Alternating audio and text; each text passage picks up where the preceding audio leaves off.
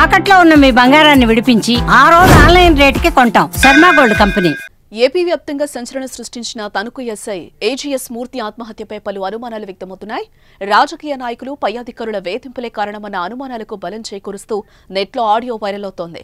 తనకు జరిగిన అన్యాయం, తన భార్య పిల్లలు ఏమైపోతారోనని ఆయన పడిన ఆవేదన అందరినీ కలిచివేస్తోంది.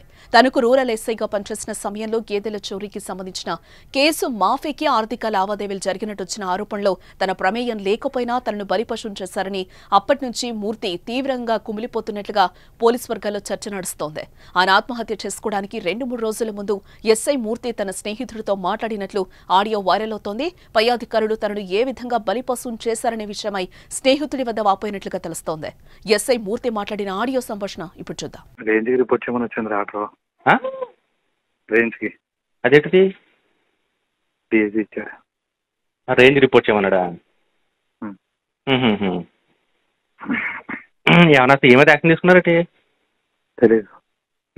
ఎప్పుడు హర్ష పెట్టాడు. రేటు పడితే ఏం లేదు, ఇంకా నేనేం చేయలేను. ఏమనుకున్నా కానీ నువ్వేం చెప్పినా కానీ వెళ్ళాగాడు ఏమంటాడు చూడు. ఏమన్నా ఇంకా నాకు ఇంట్రెస్ట్ లేదు. ఇంకా లైఫ్ అంటే ఏంటి, జాబా లేకపోతే ఏంటి?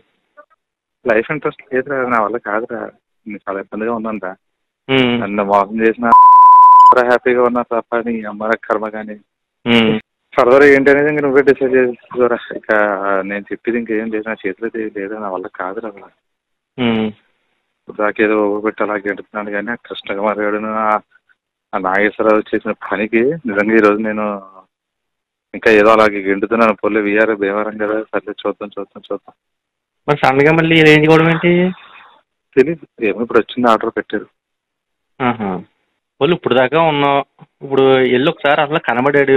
నాకు లూప్ కావాలండి, నేను ట్రాన్స్కి వెళ్ళిపోతున్నాను, అడుగు వస్తున్నాను, ఏమంటాడో చూద్దాం. పని ఆడి మనసులో బయటకు రాకుండా మనం ఎందుకు నెగిటివ్గా తీసుకోవడం? ఆడికి వెళ్ళిన తర్వాత అప్పుడు లేదురా, ఆడ వెళ్ళిన తర్వాత ఫస్ట్ డిస్ట్రిక్ట్ అలర్ట్ చేస్తారు అంతే. నాకు తెలుసు కదా జరిగింది. అదేరా, ఆడికి వెళ్ళిన తర్వాత అప్పుడు మాట్లాడితే సరిపోద్ది కదా. అప్పుడు ఆడికి ఏం తెలియదు. అప్పుడు అడుగుతాడు ఒక ఆప్షన్ ఎక్కడికి వెళ్తామని అడిగాడు అనుకో, ఒకటి అప్పుడు చెప్పు రాజమండ్రి, లేదా నాకు లూప్కి వెళ్ళిపోతాను ట్రాన్స్కమ్మని అడుగు. అప్పుడు దాని మీద అప్పుడు ఏమనంటే అప్పుడు చూద్దాము. పిల్లలను విద్య బాధ వేస్తుంటారు ఊరికి అలా ఏ మాట అర్థం అవట్లేదు. అలా పిల్లలు విద్యను చూస్తుంటే చాలా బాధ వేస్తుందిరా.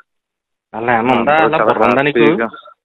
లేదురా, మనందరం చాలా హ్యాపీగా ఉంటామని అనుకున్నాను. కానీ నేను ఇప్పుడు నీకేం కొంపలేం మునిగిపోలేదు. ఇంకా ఇప్పుడు ఇన్నాళ్ళ ఇచ్చేసిపోను, ఇంకో 2 రోజులు పెట్టి అలా ఏమైందో నువ్వు తెలుసుకోకుండా నువ్వు డిసిజన్ తీసుకుంటానంటే ఎట్లా కూతుంది?